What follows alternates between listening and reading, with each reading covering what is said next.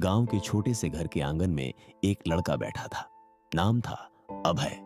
अभय की उम्र सिर्फ 17 साल थी, लेकिन उसके चेहरे पर लापरवाही और बेफिक्री साफ झलकती थी। किताबें उसके सामने खुली पड़ी रहती, मगर उसका मन मोबाइल, खेल और दोस्तों की बेकार गप्पों में अटका रहता।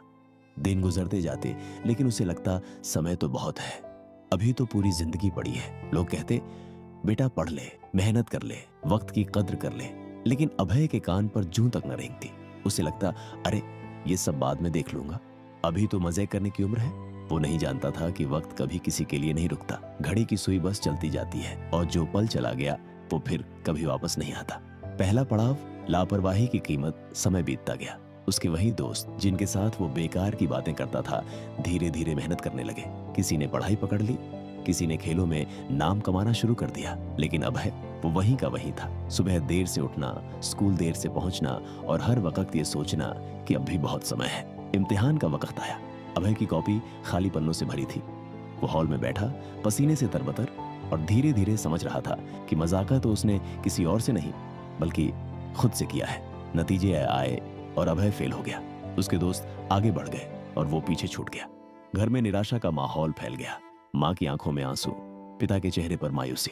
लेकिन फिर भी अभय ने सोचा, कोई बात नहीं, अगली बार देख लूंगा। उसका वही रवैया बना रहा, समय है, जल्दी किस बात की। दूसरा पड़ाव, जिंदगी का थप्पड़।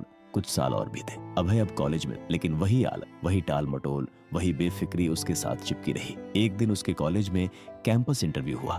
कई बड़ी कंपनियां आईं। उसके दोस्त तैयारी करके इंटरव्यू में बैठे और अच्छे पैकेज की नौकरी हासिल कर ली। अभय भी गया, लेकिन सवाल सुनते ही उसकी आंखें फटी की फटी रह गई। वो हकलाता रहा, जवाब उसके पास था ही नहीं। इंटरव्यू लेने वाले मुस्कुराए और कहा, यंग मैन, टाइम वेस्ट करने का यही नतीजा हो। जिंदगी किसी का इंतजार नहीं करती। ये शब्द उसके दिल में तीर की तरह चुभ गए। उसे पहली बार महसूस हुआ कि वक्त की बर्बादी ने उसकी जिंदगी की दिशा ही बदल दी है। उस दिन जब वो घर लौटा तो माँ की झुकी हुई आंखों में सिर्फ एक सवाल था, बेटा आखिर कब सुधरेगा तू?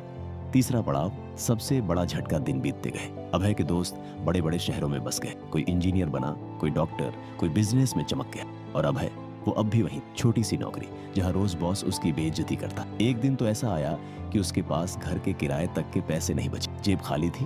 वो रात भर छत पर बैठा रहा और घड़ी की टिक टिक सुनता रहा। वो सोच रहा था, काश मैंने पढ़ाई की हो, काश मैंने वक्त की कीमत समझी। उस रात उसकी आंखों से आंसू बहते रहे। उसने खुद से कहा, अभय अगर अब भी नहीं जागा तो जिंदगी तुझे पूरी तरह रौंद डालेगी। चौथा पड़ाव, जागृति का क्षण।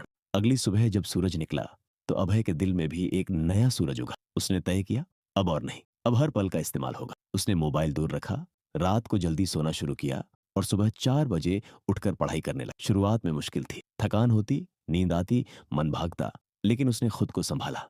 धीरे धीरे उसकी आदतें बदलने लगी। जो लड़का कल तक टाइम वेस्ट करता था, अब वही मिनट मिनट की गिनती कर। उसने कैलेंडर पर हर दिन लिखना शुरू किया कि आज का दिन कैसे गुजरा। उसने वक्त को दुश्मन नहीं, दोस्त बना लिया। पांचवा पड़ाव, संघर्ष और मेहनत। अभय अब दिन रात मेहनत करने लगा। लोग हंसते थे, अरे अब सुधरने से क्या होगा, तू तो बर्बाद हो चुका है।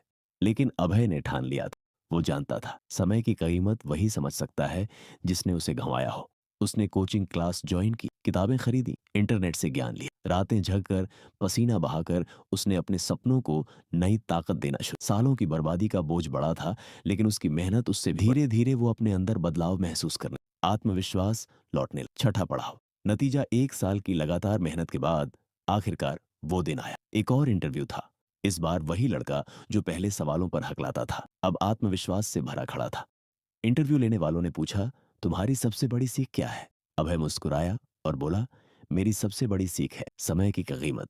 वक्त को जिसने बर्बाद किया उसने जिंदगी को बर्बाद किया, और जिसने समय का सम्मान किया उसने खुद को अमर कर दिया। कमरा तालियों से गूंज उठा। अभय को नौकरी मिल गई। आज वो अपने माता पिता के चेहरे पर मुस्कान देख रहा था। सीख वो दिन था जब अभय ने खुद से वादा किया, अब हर पल का इस्तेमाल सही दिशा में होगा। अब कोई टाल मटोल नहीं, कोई आलस्य नहीं। उसकी जिंदगी एक मिसाल बन गई। लोग उसे देखकर कहते, ये वही लड़का है जो पहले समय बर्बाद करता था और आज समय का सबसे अच्छा इस्तेमाल करके आगे बढ़ चुका है। अंतिम संदेश, समय यही सबसे बड़ा शिक्षक है। ये सबसे बड़ा धन है, ये सबसे बड़ा हथियार है। जिसने इसे खो दिया उसने सब कुछ खो दिया, और जिसने इसे पकड़ लिया उसने दुनिया जीत ली। याद रखो, घड़ी की सुइयां कभी किसी का इंतजार नहीं करती। पल गुजर जाते हैं और फिर लौट कर नहीं आते। तो उठो, जागो और आज से ही अपने समय की कीमत समझो, क्योंकि वक्त वही है जो तुम्हें गिरा भी सकता है और तुम्हें बना भी सकता है।